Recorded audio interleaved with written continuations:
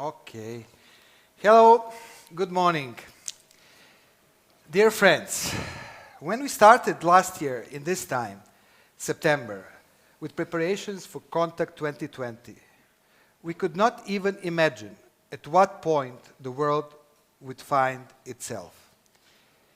If we look at the broader context, speaking of the overall creative industries, I will quote a EU Commissioner for Innovation, Research, Culture, Education and Youth, Maria Gabriel.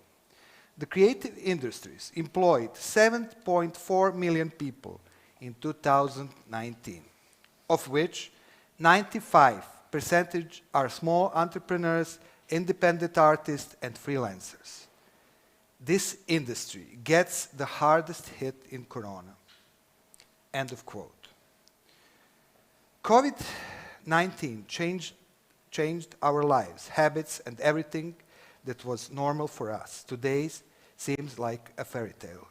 Some segments of life are more affected, some less, but some have completely stopped. Some industries are going through dramatic moments. One of them is certainly the music industry, which can be called an endangered industry. Practically, never since its existence in modern form, this industry has had a similar challenge. Festivals, promotions, tours, concerts have been cancelled. The main motto of our unheld Kontakt in March was how to create the music business, and today we are in situation to talk about its re-establishment or recreating of music business. Whether everything is so black or there is still light in the end, we will try to find out through this year's online Kontakt, through discussions with our 30 panelists from 17 countries, over 2 days in a total of 5 panel discussions and 3 presentations. For the first one, I have the honor and pleasure to introduce the following participants. Name of first panel is The Global Crisis Resetting the Music Industry. Our first speaker is Markus Fitzgerald, Gigmit, INES, Germany CEO. Then we have, hi to Berlin, sorry. Then we have Nick Hobbs, live from Istanbul, CEO of Chart Music. Kees van Weijen, President of Impala, hello Netherlands. Dario Draštata, our friends from Croatia, President of Runda and working in Dallas Music. And Dyson from Berklee, Valencia, professor. Our moderator today is Daryl Fidelak, Lampshade Media, sorry. Yeah. So, guys, Daryl, microphone is yours. Okay. This is my first time moderating, so please be kind. Also first time moderating fully digital. But obviously this isn't about me, this is about you guys. I'll just try and keep you on track as I'm told to do. I believe we've done a quick introduction. I've worked with a number of you and met most of you through friends, hook or crook. So it's a great pleasure to be in such an amazing group of individuals. So I think we'll just jump in and maybe you can start describing what is the current present situation and how it's affecting you, your business, and basically what's going on now. Kees, if I can start with you.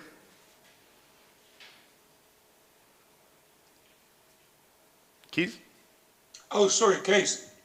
Hi there. Yeah. I'm representing Impala and the trade association Stomp in the Netherlands. From early March, I think the 13th, when this all started at Impala, we got together with weekly meetings, and within a couple of weeks, we presented our 10 steps plan to help all our trade organizations, 28 in all the European territories where we have members, to have some guidelines and what we like to present to our members in difficult times, and what could we see ahead of us. That was the management board of Impala, and we put a lot of time and effort, and very quickly we came up with our 10 points plan, which we have distributed and can be seen on our website for all the viewers and participants on the website of Impala. It was well received by, amongst others, the European Commission, who said, hey, we see that the indie sector is taking it very seriously, that they try to not only investigate what will come to us, how will it harm our business, but what kind of solutions we look upon us to see what we can create and help our members.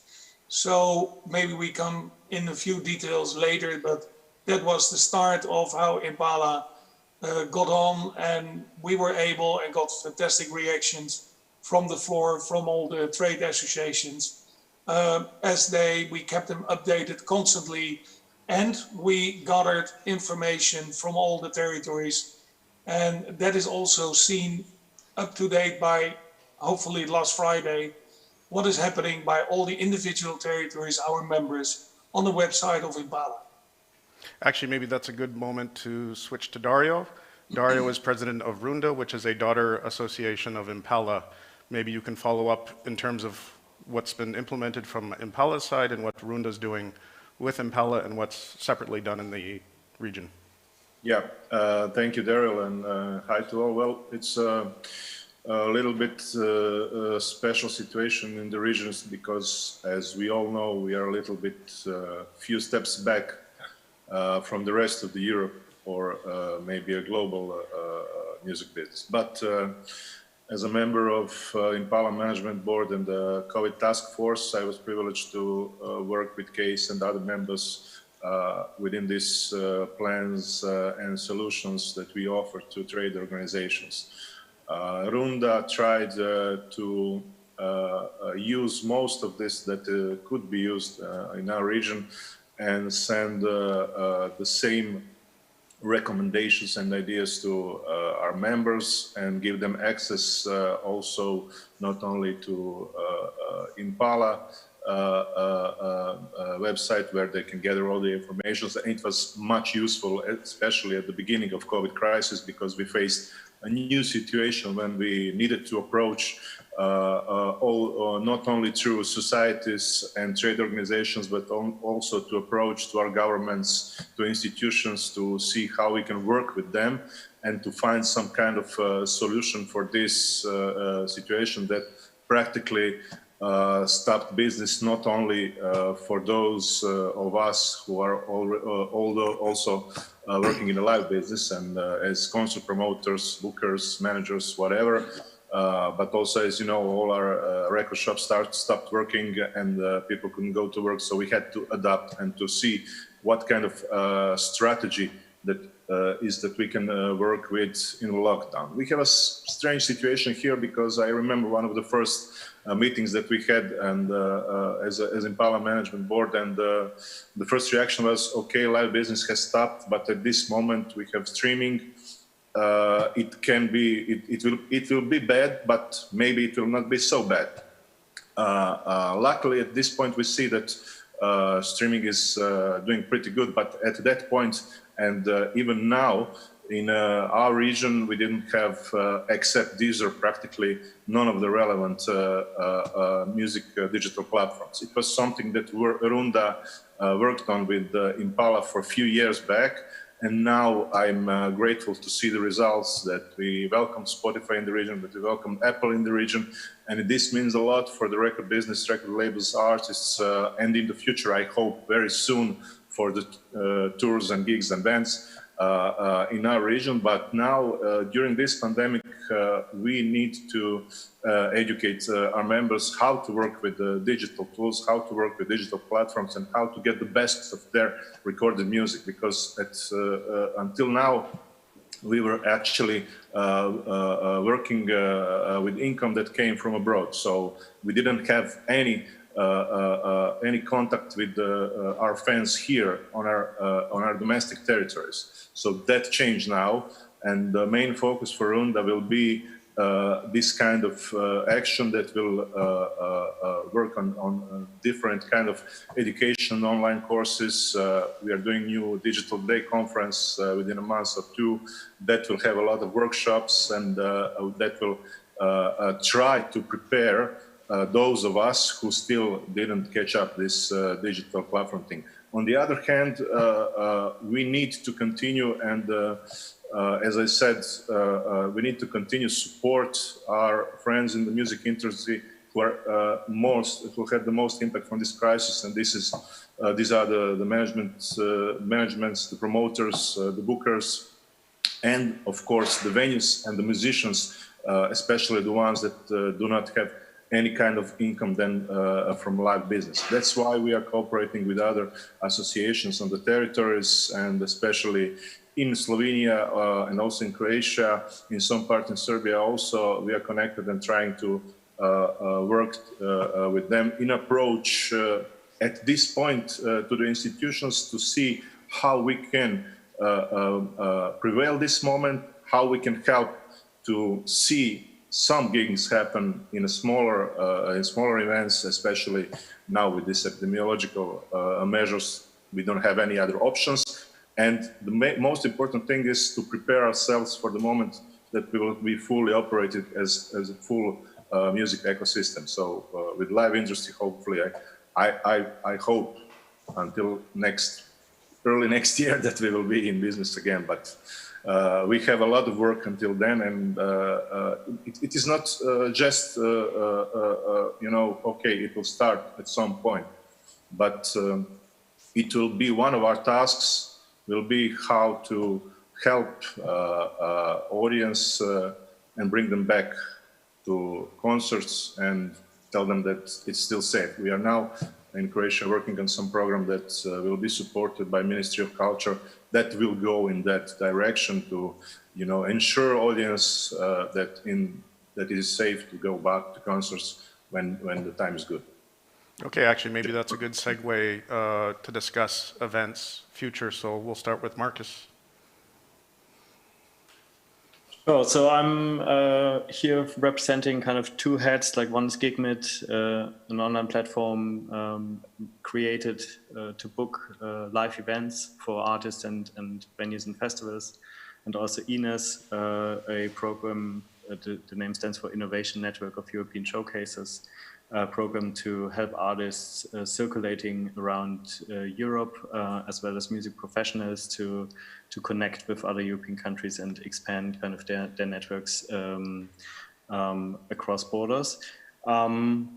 Obviously, also we have been affected a lot in terms of normally dealing with thousands of live events that are published on our platform, and artists get booked for like physical events, and this is all not happening at the moment or has been stopped. But we thought in the very early days, what can we do to support artists in the current situation? And first of all, when it comes to live opportunities, we started a lot to open up a new kind of category on our platform, which is live streamed events, kind of the obvious, but maybe slightly different to what you can see on all the big streaming platforms, because we have encouraged a lot of festivals or venues to set up their own live streamed events in their own kind of ecosystems and build kind of unique streamed experiences at the moment, and use this as a chance to connect with their audience, sometimes to sell tickets or to earn a bit of money on a donation basis. Since we have seen a success on live streaming events in the last few months, we also believe that there is definitely room to work more on that, to think more about live streaming and kind of embrace it a bit. Although I know that a lot of creative-minded people are a bit afraid of using technology when they love to work in a physical live environment. But since there's a huge opportunity, we feel that it's very important to adopt, and I agree with what Dario already said. It's very important to educate on this topic. So we've been produced also a guide that can be downloaded for free on our blog, on blog.gigmit.com. It's called the live streaming guide, and we try to touch all the, like a 360-degree approach, like touching technology that is necessary to produce a good live stream, as well as the creative approach of the live stream, as well as the marketing and distribution approach.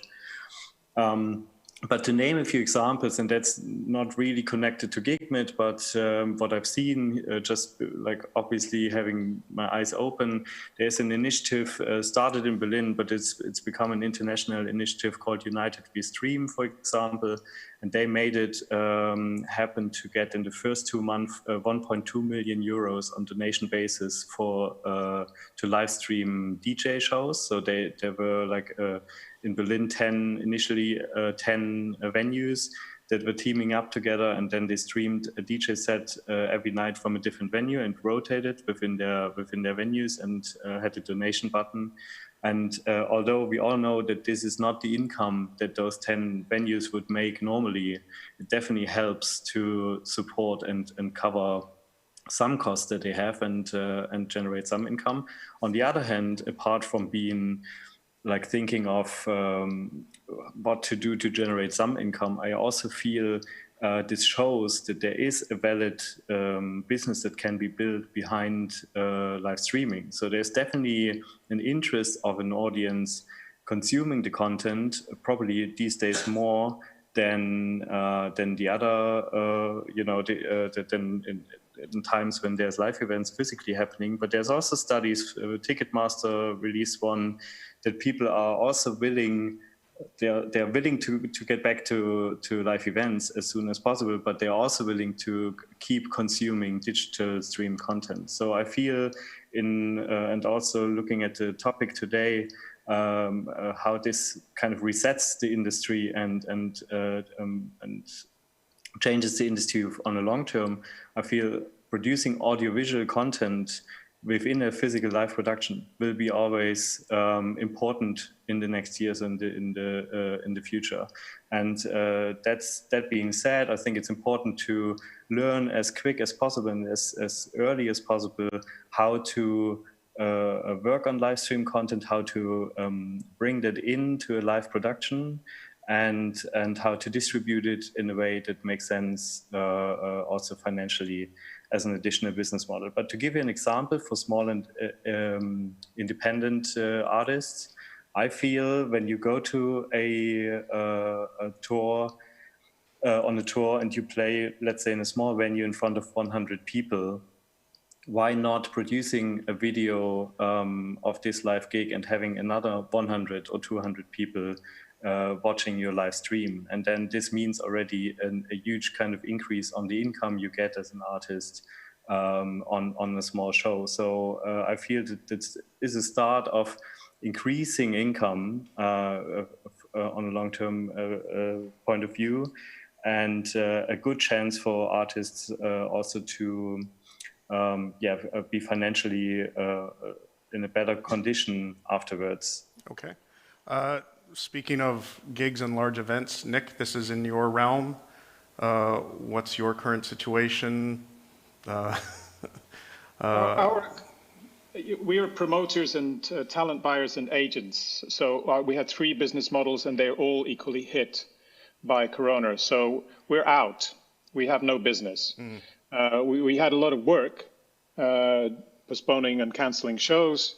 And we have a lot of stuff in the books for next year and also for 22.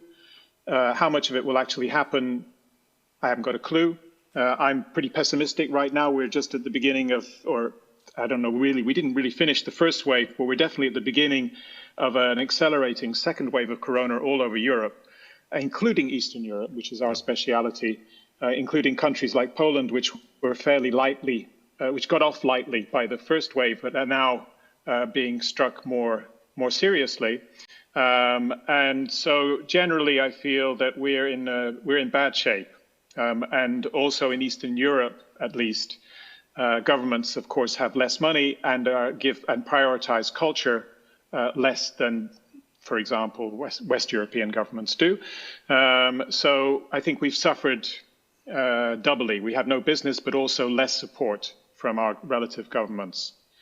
as a generalization. And how we handle that, I'm thinking about it obviously a lot. I had a strategy which is not working. Our first strategy was survive, which we did for 6 months. We survived without firing anybody and just, restricting our costs, reducing our salaries, that kind of stuff. But that's not a strategy that works for another 6 months or another year. The money runs out, and then we've got nothing. So it's very, very difficult, and I think we are. Our situation is the same essentially as most other smaller, medium, concert-dependent companies. I think the situation, of course, for the very big companies, Live Nations, AEG, Eventeam Live, etc., is also bad. But of course, they have resources which enable them more or less to survive in some form or other, whatever happens. And enables them to be in good shape, or some kind of good shape when this is over. But for promoters, venues, bookers, agents, artists that depend on the live business, etc., then I think the situation is very grim. And I also think I've spent a lot of time over the last 6 months talking to peers, agents, managers, promoters, etc. Not only our clients, but also our competitors, and also people we buy artists from, etc. And I think we all kind of have come to something like a similar mindset, which is that none of us really expect next summer to happen in any shape or form resembling the past. Big tours, major international headliners, all of that stuff. We don't expect it to happen. And even shows which have been postponed to next summer, we expect to be either repostponed to 22 or simply cancelled.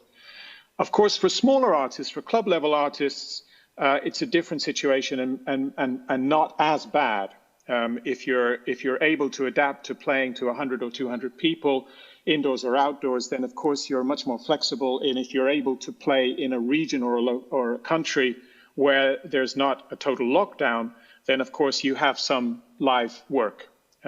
If you're a major international touring artist, that doesn't work. So I think the problems are very different depending on where you are in this sort of hierarchy of the business. Yep. If you're a Dutch club, let's say, and you can survive with Dutch artists or Benelux artists, and you can you can reduce your capacity and not depend on touring major tours, then you can probably survive in some form or other. Plus, of course, if you're a Dutch club, you're anyway heavily subsidized by your municipality and more likely to get funds from the Ministry of Culture, etc. If you're a club in Belgrade or in Istanbul, you're at the mercy of the business reality, which is you have no income, and you're basically, you either somehow freeze your business or you go under. Yeah. That unfortunately is our situation, and I'm pretty pessimistic. I don't see how we can survive, really. In the current form we are. So I'm thinking now about radical ways of radical solutions, which before I'd simply thought, well, let's focus on surviving and sustaining our previous business model. Okay. On that note, Pete, if you can jump in, your perspective. Sure. I'm Pete Dyson. I'm a music business lawyer. So I see what my clients are going through, and it's not good. I'm also a professor at Berklee College of Music, and we're involved in sort of endless research into, where does this land? What does the new live experience look like? How is this likely to sort of reshape the total music business? And that's looking good. Students are enrolling still. They're making a big commitment. They're making their way to campus, investing in their future. So it's always nice to see sort of young people still coming in to the music business with fresh ideas. But from the point of view of my clients, it's really terrible. Essentially, I think artists are basically facing three core problems. One is the long haul nature of COVID-19. All our early hope that we could get this out the way in 6 to 9 months that is literally day by day being washed away, that kind of optimism.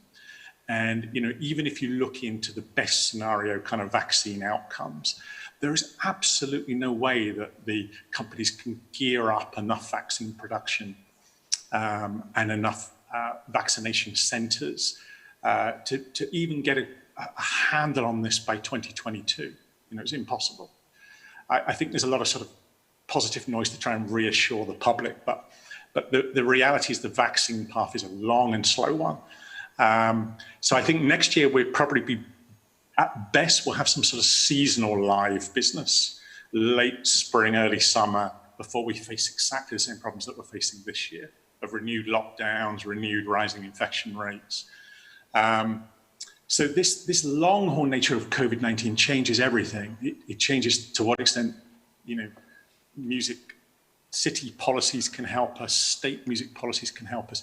You know, those policies are quite good at plugging very short-term problems, but whether they can even afford or manage to handle a sort of 2 or 3 year problem is another question. The second problem I think artists broadly face is that none of the current sort of new live experiences are particularly effective. So in the early lockdown, we had the sort of social media live streaming, terrible production values, sort of worked in the context of the deep lockdown, where it was all about fan engagement, reaching out to your fans, checking in on them. And you know, that had good engagement potential, but as an entertainment experience was really quite terrible. And obviously as a revenue experience, you know, not even a starter. Now we're moving into the more sort of high production, streamed live shows with lots of new companies in this space. You know, every month there's a new startup in this area. The problem is, to do anything good is expensive, requires a lot of investment. There's some great, you know, good practice in this area, but whether it's, you know, in the reach of a new artist or a kind of low-level artist, I don't know. And also there's still huge question marks about the repeatability of it, even with geofencing. You know, how many times can you go out and do these kind of shows in a year? And then thirdly, you've got the kind of adapted physical gigs, socially distanced gigs, very unsuitable for things like electronic music, probably miss the point of what the live experience is all about, and with a huge question mark around profitability. You know, can you really turn a profit as a venue, as a promoter, and as an artist in a 50% socially distanced environment? So multiple problems. And then I think you've got, thirdly, I think you've got long-term problems with live. And I'm going to be the unpopular panelist today that's going to suggest that live has some quite long-term problems that have nothing to do with COVID-19. And I think it's very common that sometimes when an industry looks at its strongest, that it's, you know, big revenues, underneath it, you can see these sort of tectonic plates moving, actually in very unfavorable ways. It reminds me, you know, of the CD boom of the late last century was actually the prelude to the whole Napster crisis in the recorded music sector. And I think we see certain trends in the live sector like that. You know, one of them, for example, is competition with other leisure forms, particularly gaming, particularly, you know, the whole Netflix endless series, and we're losing that. It's clear that if you look at young people, which is what I'm really interested in, is like trends amongst young people. That's what tells us the future.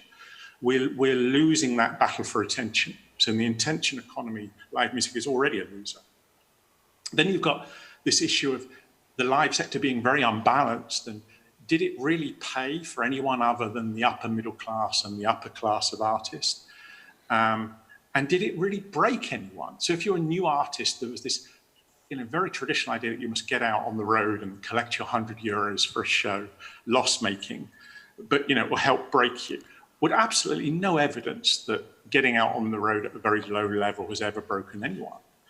And then I think you've got big genre changes, such as the global rise of hip hop, which is based around something completely different to live music. It's based around essentially selling a lifestyle, and that tends to work better through video than through live.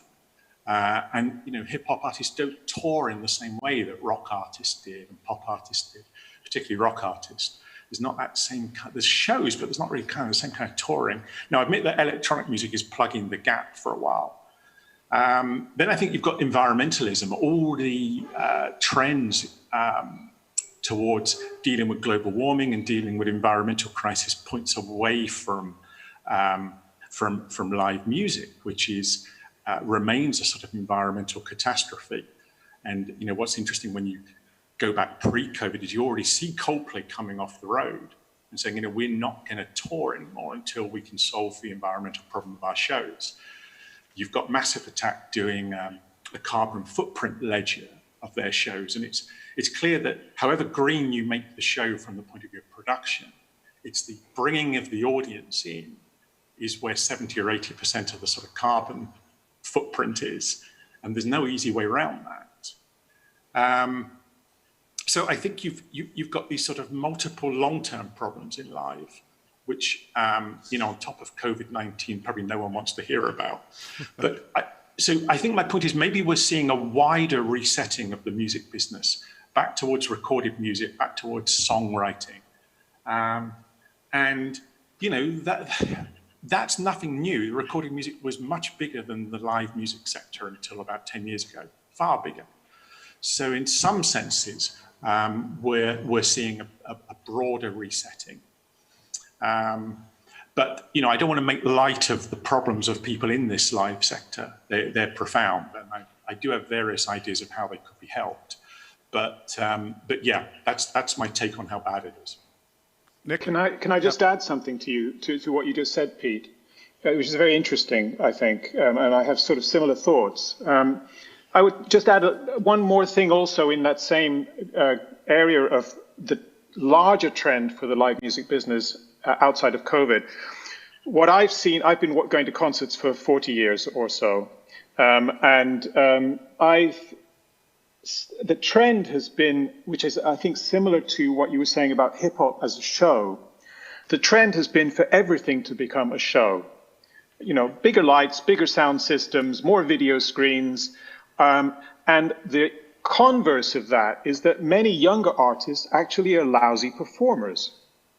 They are quite good at standing on a stage and pressing buttons and then having a video happening behind them, which doesn't require too much in terms of performance skills.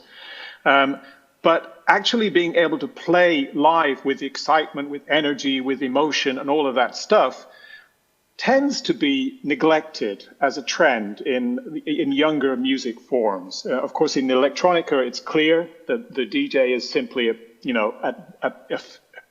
is just there, so that you know that you're there physically with the DJ, but the DJ doesn't actually have to do anything. Everything is the show.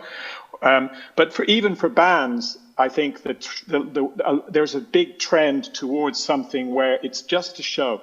The problem then is when you have just a show is the same thing you might see at a cinema or on TV or in any other form. It's not really much different. And so you don't have that uniqueness. That uniqueness is diluted and to different degrees is lost. Of course, there are lots of exceptions to this, but as a general trend, I think that there's something in it. I don't think it's healthy if you are looking at it from the point of view of celebrating live music as a unique experience that will never die, and all of that rhetoric that one hears in the music business, that this is a fantastic form, this is the great business to be in, etc., etc. I'm not so sure. Another issue with live streaming, which again, I think Pete said quite clearly, of course, in the beginning, the production values were lousy, and we felt the same thing, and we've discussed it a lot internally, and we've invested and are investing in live streaming with good production values, even with non-commercial artists, which means you call favors, you do things on, you split profits, you work on shoestring budgets, somehow you make it work, and of course the technology helps that because everything about video recording and so forth is much cheaper than it ever was. But still you need to have multi-cameras, professionals, mix, and various other things in order to present something which is a good production.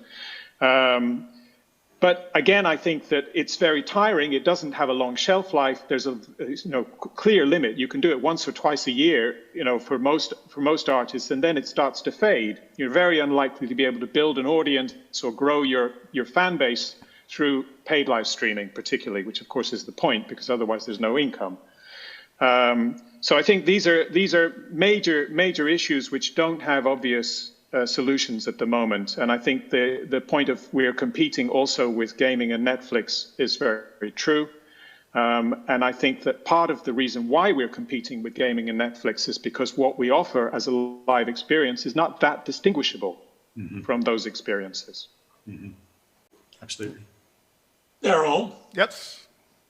What I would like to ask to all of us, because there are great minds here, knowledge and experience, is the fact that we have now looked at how bad it is. It doesn't look bright for the next 12 months at all. So what kind of solutions, what kind of measures would we like to see to happen within, let's say, now and a couple of months' time? Dario. Well, I just wanted to add to Pete's discussion, to which I agree totally as well as with Nick's, but to put the ball a little bit to Kees our ground on the recording business, I think that one change that needs to happen in the recording business is that instead of spending globally billions of dollars, euros on recording, on UX, on studios, on marketing especially, we should think about developing ourselves as a record industry of different kinds of tools or new platforms that will bring us back control of our music. Because at this point, we do not own actually the fans who are listening this music. The digital platforms do, Google does, Facebook does, Instagram, TikTok, whatever. We do not control it, and this is something that happened, as Pete said, with Napster, and is continuing. If we continue to, just be satisfied with this and do not insist on developing something our own, and in the same time fight for a fair share from all the provisions that digital platforms are getting, I think that we are going to lose this battle in the future, and that we are not going to own either artists or our music. They will own everything, and then that is one of the problems of the music industry. I know that it is not the same for small independent companies as we are here, as for Universal, Sony, or Warner, or the majors. They, as Nick said, the Live Nation is compared to them. They have different kind of resources, but this is especially important for us. And I think that this battle that we are fighting for a fair share, for better kind of income that comes from digital platforms, and to, especially now with these live streams, we didn't cash in, and because we haven't been prepared, so we are now already late, and this train maybe has already passed. Now, if we invest in this, and after this, I'm having one meeting just for in one studio, to do some plans for the fall, for our releases, for our artists, and I'm thinking maybe it's not worth, but we will still do it, because at this point we do not have any better idea.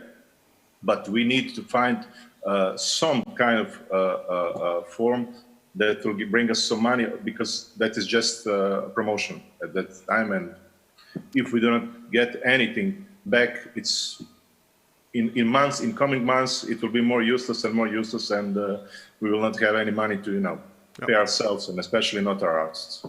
Marcus? And I just add one thing to that also, is there's two reasons for live streaming, I think, let's say, or paid live streaming. One is, of course, to try and make some money, which doesn't really work unless you're Nick Cave, but it can work, in theory at least. But the other is to market your artists. Whether you're a record company, an agent, the manager, or the artists themselves, you need to do something. you know, and to show yourself, and to, you know, maybe through live streaming you can increase your fan base, you can reach a new audience. And also the thing with dedicated platforms like Dice or whatever it is, especially the ones which are really dedicated on live streaming, is that they build up an audience of people who are following live streaming.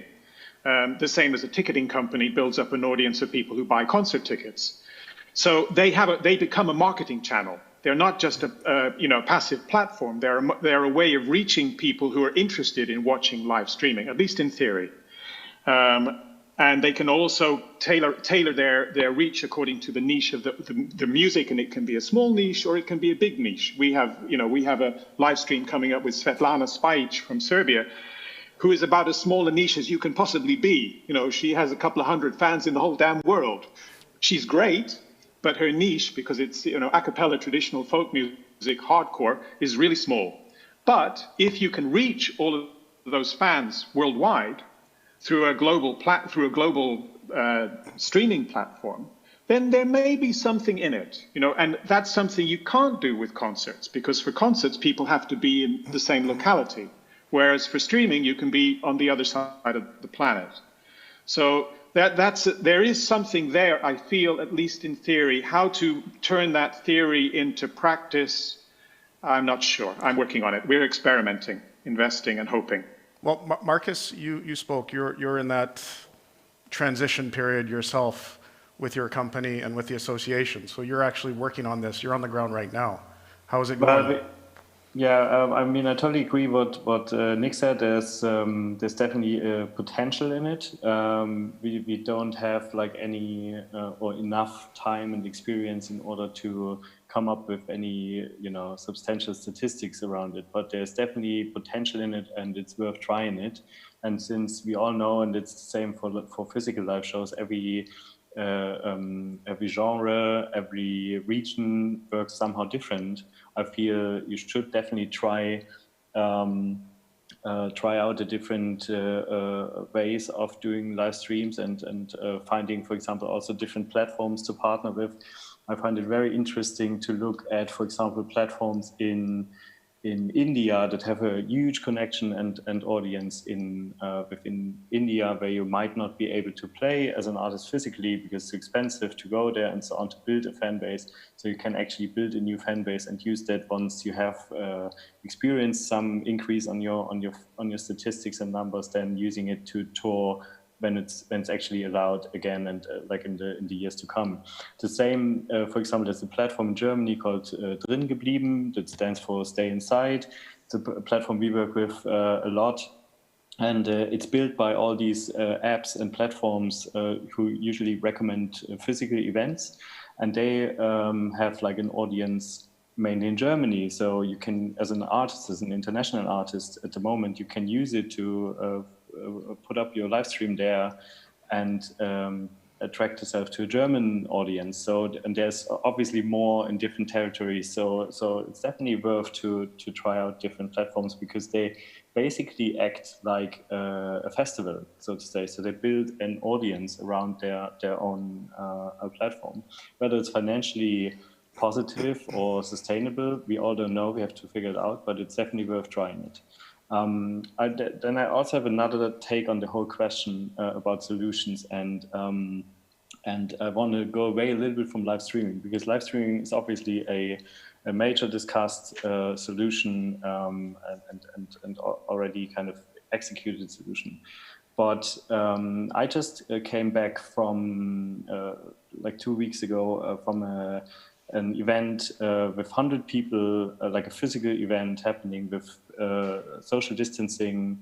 It was actually like a hip hop and electronic music event, and they kind of encourage people to dance, kind of, you know, within a certain circle, having 1.5 meters distance to other people dancing, and then if you go to the bathroom or whatever, you wear a mask. And there were 100 people. It was like €8 entrance, so they earned €800. A few DJs played. Total normal kind of event and business model feeling, and it didn't feel anyhow bad to be at this event. Actually, it was really good. obviously special but good experience. I've also been at the hybrid event from Reeperbahn Festival a few weeks ago in Berlin. They did like separate hybrid event, which was also, of course, a different feeling and not 100% comparable, but a fantastic live production and live event experience with like 75 people in a venue that has normally 500 capacity. And we were thinking a lot of how it is possible, because we heard a lot from venues, okay, if you have a huge capacity, it's not really financially viable to do a event on reduced capacity. I feel if you think of booking the same artists you would book as a venue on in your normal capacity, that's absolutely true and no question about it. But if you think to run your venue a little bit differently, like for example, supporting, and I think that's also a chance for us as an ecosystem at all to support more local artists, smaller acts that would normally play in a, let's say, for example, your reduced capacity would be 100 people, in theory, and you would focus on artists more on a local level, that you don't have travel issues as well with this reduced capacity that draw the 100 people, but also costs less, obviously, in order to produce an event, and then also reduce, it's probably not possible for every venue, but reduce your staff at the bar, since you have, less people in the venue and so on. So reduce kind of your basic costs, but still generate an income on that. I feel that is something definitely to be considered, as much as the live streaming as an opportunity that generates a potential income, that supports potential artists. We just to get a better kind of take on it, we released a new feature on our platform that we call fan charts. And that is something where you can look at local artists that have the highest fan base based on Facebook data and listener base based on Spotify data in your city. So you can actually look, okay, which artists are strong enough to sell out this reduced capacity, but they're still local acts and they're still kind of, in a stage of their career where they are more open to lower fees or a business deal in the end that works for both of them, the venue and the artist. And I feel this is something that all areas definitely always depending on what is the current regulation in terms of are live events allowed, to which capacity are live events allowed, and so on. That all needs to be considered, and it's not a one-size-fits-all solution, but it's definitely something. As soon as you can do events and you're legally allowed to do events, I recommend to go for a trial, to go for a few shots of how does your audience experience these kind of events. Are they willing to come back? Are they willing to pay? And how can you support actually local artists to give them shows in the area? Well, actually, I just wanted to jump in, because obviously, as an owner of a label, we have a lot of artists. This summer, no events, and it's really affecting their pocketbook as it is affecting us. What I'd like to, and I'll start with you, Pete, just to jump in, is the future of revenue, because this is something I'm struggling with. What is the future of revenue, sponsorship, and so on? How do we, because the solution has to be money, unfortunately. I mean, part of it is to the revenue. Where's that coming from, you think, in the coming months, coming years? Pete, if I can start with you. Sure. I mean, I think the live stream shows will increasingly generate some revenues. I mean, if we take, a good example is to look at Laura Marling's gig, where she did it without any audience. She did it. She hired a beautiful venue in London called Union Chapel, small capacity venue, very beautiful venue. And what she did was she didn't try and make it a gig. So she brought in an amazing top Italian director who did a multi-camera perspective. She built 6 different stage areas of the venue, and she sold tickets at a much reduced price than her normal shows. They were £12, about 14 euros. But she sold 6,500 tickets in a venue that only holds 500 or 600 people. Mm-hmm. and her costs were only really this director and you know his very beautiful quality kind of camera rig. And a lot of people have sort of done the maths on that and said, well, actually, compared with having a huge crew and you know all the overhead of touring, that's a profitable gig. So I think if artists are highly selective and they try and do something different, I think the mistake is to think that if you do a live stream show, it should be a kind of carbon copy of the sort of show you would have done in the physical world, is the wrong thinking. That's what I think the audience won't pay a lot of money for, because it'll be a horrible version of something that was once great. So the idea is to always add something new, always add something different, approach it completely differently. So I think, you know, artists are sort of finding their feet with this. They're learning a way forward, and there is some money to be made. Will it replace the kind of live revenues that are made at the moment? Absolutely not. Can I say one thing about Laura Marling? There's one thing you didn't say, which I think is very important. Laura Marling was kind of early in all of this.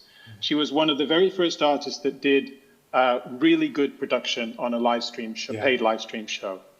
And she got a lot of media attention because of that.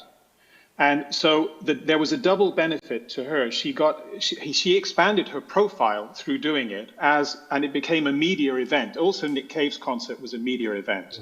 For sure. That doesn't apply and can't apply to most artists, even if they do something with a good production, because the media just moves on to a different story.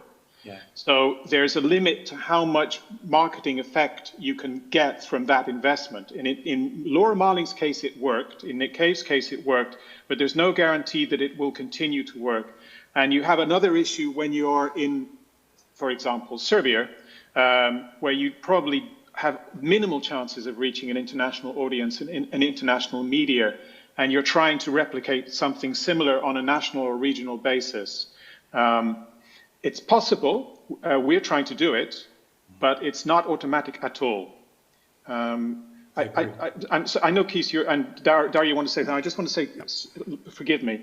I went to a gig last week, which was the Istanbul Jazz Festival, which was outdoors by the Bosphorus, dramatically reduced capacity. Instead of thousands, it was 400. And that was by the municipality regulations as of now. There were a number of problems. One was the municipality in Istanbul is changing the regulations more or less when they want, every week, every 2 weeks. That's an impossible situation for a promoter.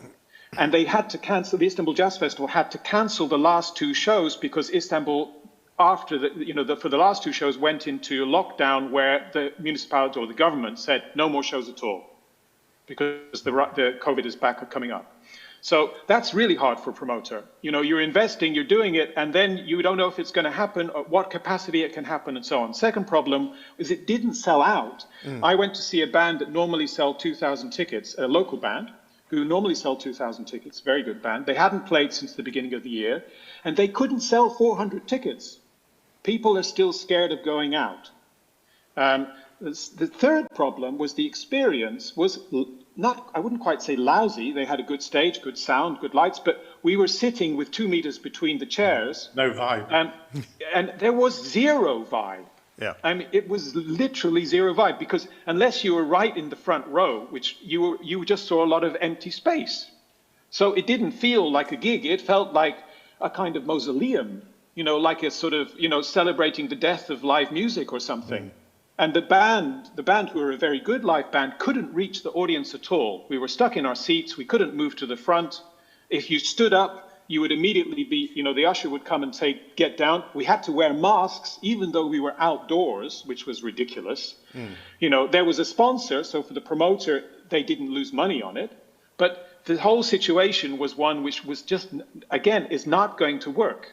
And we have a situation in Poland where we're looking at shows, you know, arena level shows, where we normally do shows in a full capacity arena at say 5,000 capacity, where we're thinking, okay, let's move this to a 10,000 capacity arena at 50% capacity, because the arena is ready to do that and charge half the normal rent. But even that depends completely on the regulations at the time allowing 50% capacity. Yeah. I'll shut up. Can I just quickly add to the revenue point? Yeah, but I want to say something about it as well. Yeah, let's start with, guys, we haven't heard from you for a bit. I So put my finger Yes. up several times. First of all, Daryl, I thought we had till 10 o'clock. Only 5 minutes, is that correct? Mark, 15 minutes more. 15 minutes more. Yeah. Okay, then we have a bit, because we're concentrating a lot on the live circuit, and I think it's right because most money is made there. By saying that, Dario, myself, we representing the recording side mainly of it. Yeah.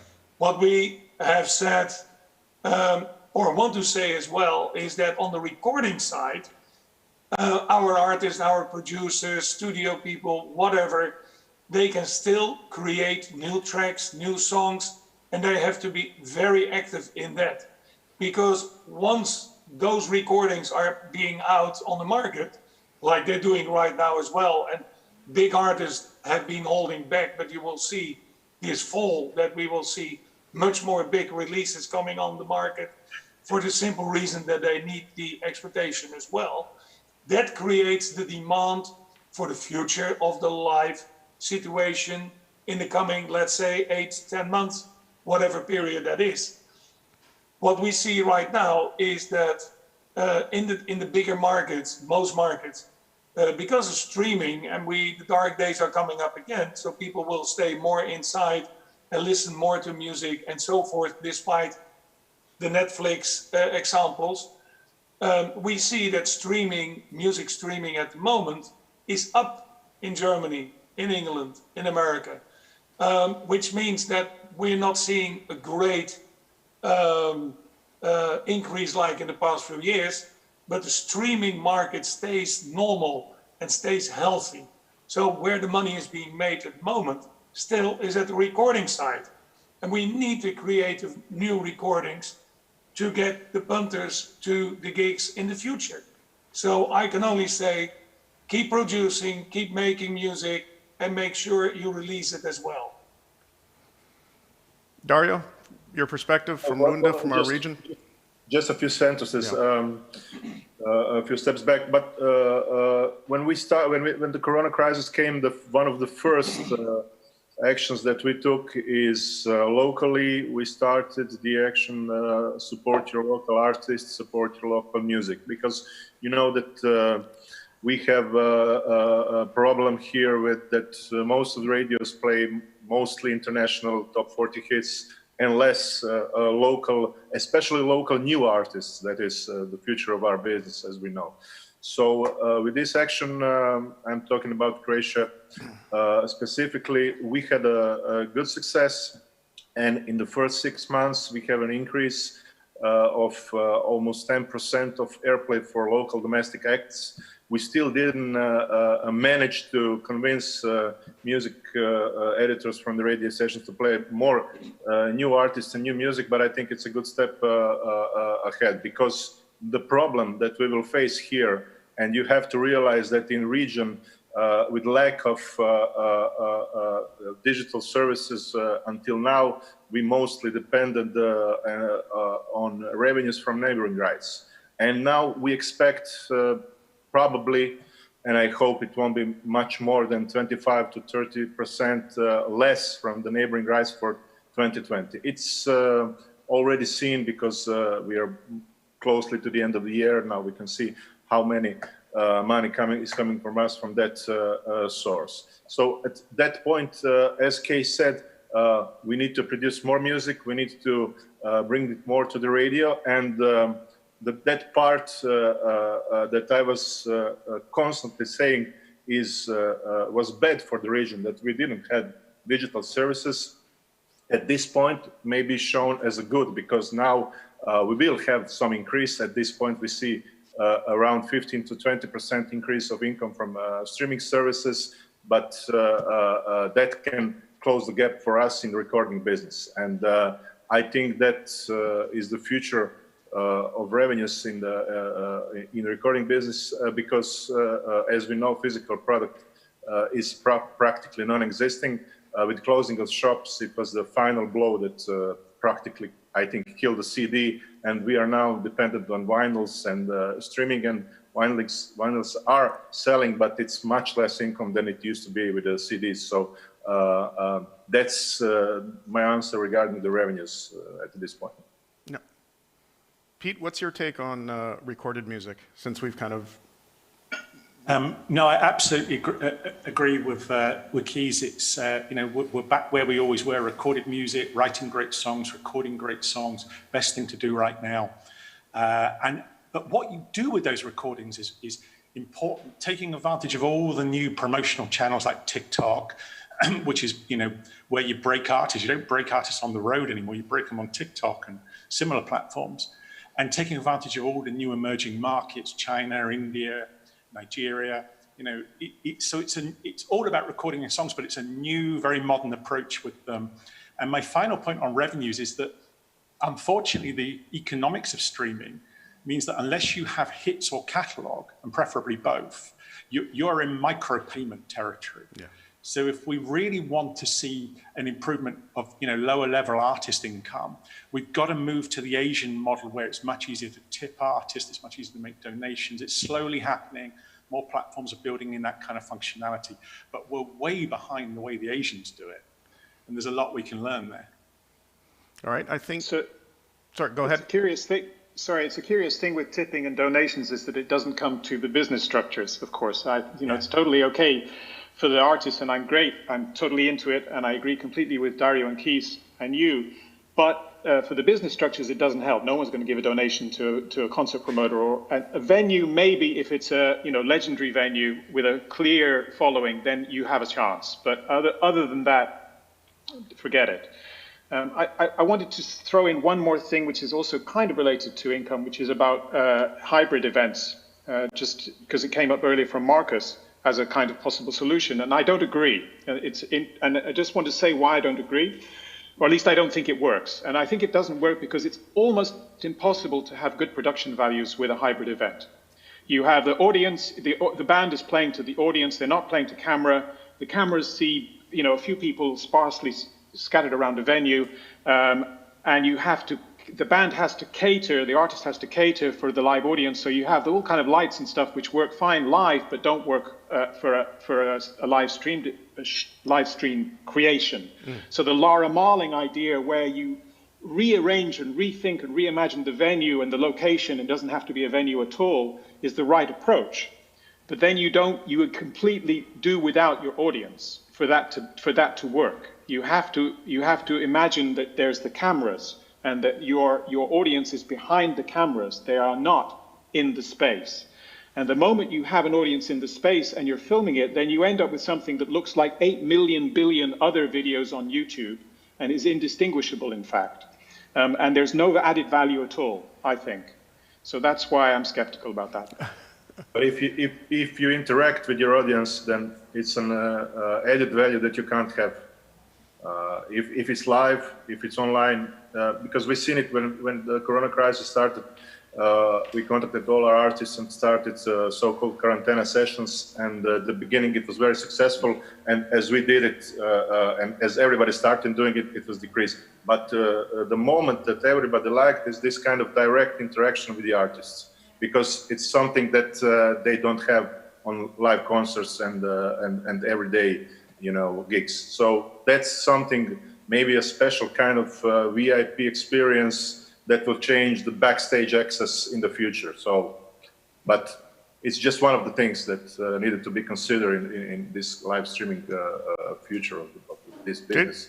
But I don't believe also that this is the future of our business. Just a second, Nick. I just wanted to comment because I don't disagree with with your opinion on that. But there is, of course, a way to do it. I mean, there's a good example is Arte Concert, who have done always like live production, live events, and filmed it in a I feel fantastic quality, and people watch it online. I also think there's a difference between this live stream concert, like the Laura Marling example, or smaller examples what Dario mentioned, that where you have really the direct fan interaction, which is more about like maybe also answering to your fans and what they said in the chat and so on. So to have this kind of feeling, but on a hybrid event basis, I feel this is more content that you produce for people who are not able to see your gig, who can't travel. For example, if you have fans from the other side of the world who can't travel to your current gigs, they can still follow your music and are willing to pay for that. And to give you one example, I just was attending a conference in Belgium, really small conference, and they said that they had for the first time people attending from Latin America a lot that they haven't had in any way physical before, but they were really interested in the topic of the conference that they joined, and they had huge more attendance numbers than they would normally have on a physical space.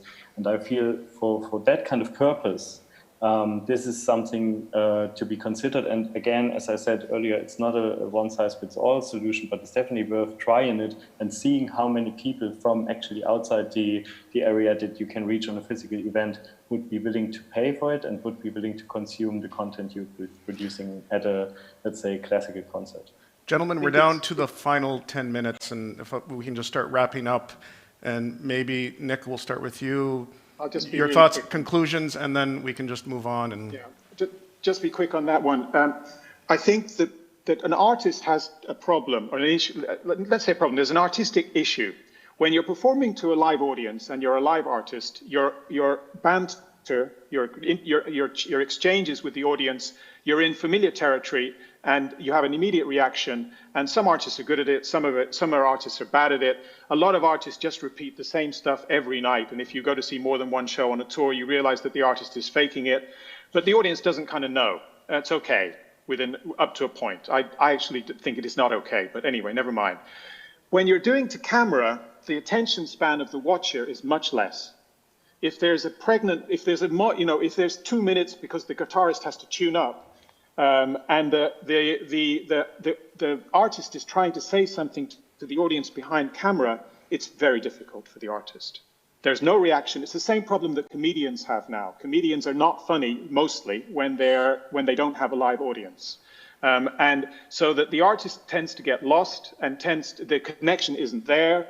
They're not getting any feedback, and it's actually kind of naff.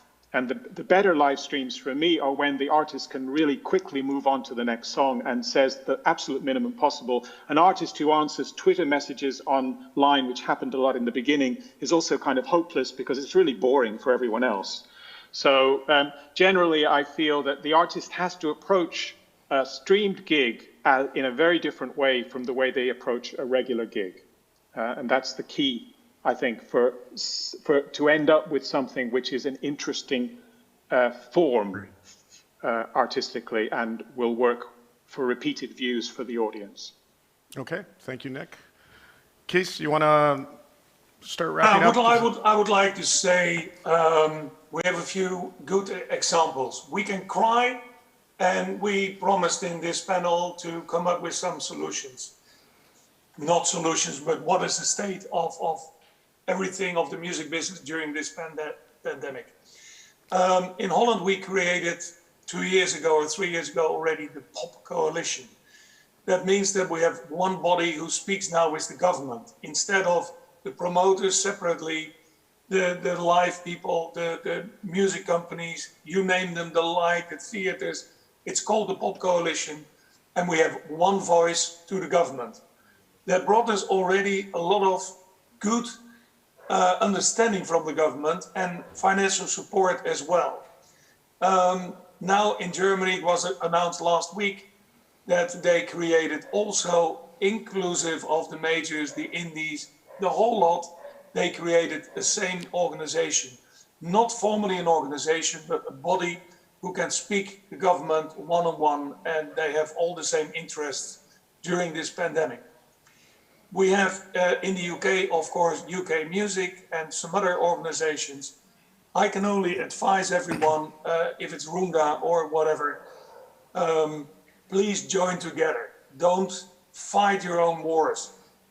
Don't cry, but let's come up with the right arguments and present them to our governments like we do as Impala to the European Commission in Brussels. In Brussels, we collect all the information and we present it that way on behalf of our members. I can only advise you, do the same in each of your individual markets and try to fight this the interest of the music industry collectively to your local government. That would be my take of this meeting. Thank you. Dario? Well, I agree with everything that Kees said. I think this is an important message. And also, as Kees knows, our colleagues in Germany are formed a unified front, and they are getting some success already. And we are trying to do the same here in the region with more or less success, depending on the country. But to conclude, I think that at this point, it's not all that bad. It's not all that black, because fans still love music. They still want to listen to the music. They still want to go to the gigs. They still want to enjoy the music. And I think that in this difficult situation that we as a music industry are finding ourselves, we need to continue to work and to help to sustain our music ecosystem, you know, to help live music sector, to help festivals, to encourage artists to create new music, new recordings, to promote this, to create new artists that will tomorrow play small gigs and in a few years maybe arenas. And of course, we should keep on working and making sure that we are getting fair pay from the digital platforms for any kind of usage of our music, not only as record labels, but all the right owners, the artists, the composers, the whole sector. And I think this is a difficult time, but in difficult times there are things that we can change that maybe didn't work out so good until now. Maybe this is a moment that we change this. So I think the main message from all of us that we are still here, we are still talking about music, and we see a lot of people still listening to the music, especially with the increase of services like Spotify and etc. So let's keep on the good work, and I think and I hope that this will not last for a few years, but only for a few months. Thank you, Dario. Marcus? Well, I would wrap it up and encourage everybody to keep on trying, keep on working on, for example, live streamed experience, hybrid events, and also physical events in reduced capacities, to not kind of go under the earth and be completely silent, and move on. Also considering and of course acknowledging that it's a very difficult time right now, but kind of keep up positive and try to do the best within the circumstances. Thank you, Marcus. Nick? I already spoke. I'm not feeling positive at all because my income totally depends on live music. Unfortunately, I have no record income at all. So I think it's one of the interesting things about the live music scene is that we never had long-term agreements with our artists anyway. It's always gig by gig. True. And we have no benefit from the other streams of income that live music generates. We don't get a cut of the publishing income. We don't get a cut of extra record sales or any of that stuff. And now maybe we kind of think, oh, that's really not very fair. Especially because actually it is all one ecosystem with different parts which support each other as a whole. You don't, it's stupid to look at it in fragments. So I'm back to being pessimistic. Well, I hate being pessimistic. Yeah. I think it's awful. It's not my nature at all. But right now I don't have any answer except. I'm feeling like there is almost no choice but to cut back a lot if you're going to have any hope of surviving in the live business anyway. Yeah. Okay. Thank you, Nick. Pete? Well, I think on the live side, if we're talking about physical live, one way to bring it back quicker, maybe to look at COVID testing, which is going to ramp up massively, and it will be much quicker coming than vaccines. So it would all have to be done with government approval, but there may be a way of creating live events that have a testing regime, pre-attendance and then during attendance and then on leaving. Possibly there's some kind of testing solution to the live crisis. I don't know. I'm not a medic, but I think that's a place we all need to be looking at. Finally, I'm an optimist overall because I think we should remember the Spanish flu of 1918 that killed far more people than COVID. It killed somewhere between 30 and 50 million people. And afterwards, the bounce back was profound. We called it the Roaring Twenties. So I think, we should always bear in mind that historical example and the fact that everything bounced back very fast. Well, on that note, Pete, everyone, gentlemen, thank you very much. Quite a few topics that have been touched on. No clear solutions, but the conversation must continue. We're all, I hate to say that we're all in this together, but it's affecting everybody, and it's affecting our industry specifically. So we hopefully will prevail. Marco. Yeah, thank you guys once more. I think we have a great opportunity to see and to hear some great experience about this very bad situation, unfortunately. And especially, I would like to ask Kees, it would be great if we get some of experience you would talk in the last round. So because tomorrow we have local guys in Serbia talking about some platform for negotiation with the government. So I will feel free to send you some mail to send me some data if you can. And I hope that you will come next year all to Belgrade and to have at the same location, the same guys. Let's see what will happen, but let's stay positive and stay safe. With my plum brandy. Yeah. Looking forward. Thanks very much, guys. Thank All right, you. take care. Thank you once again. All right. Bye. Bye. Okay, bye-bye. Bye. Super cool. Bye. Okay.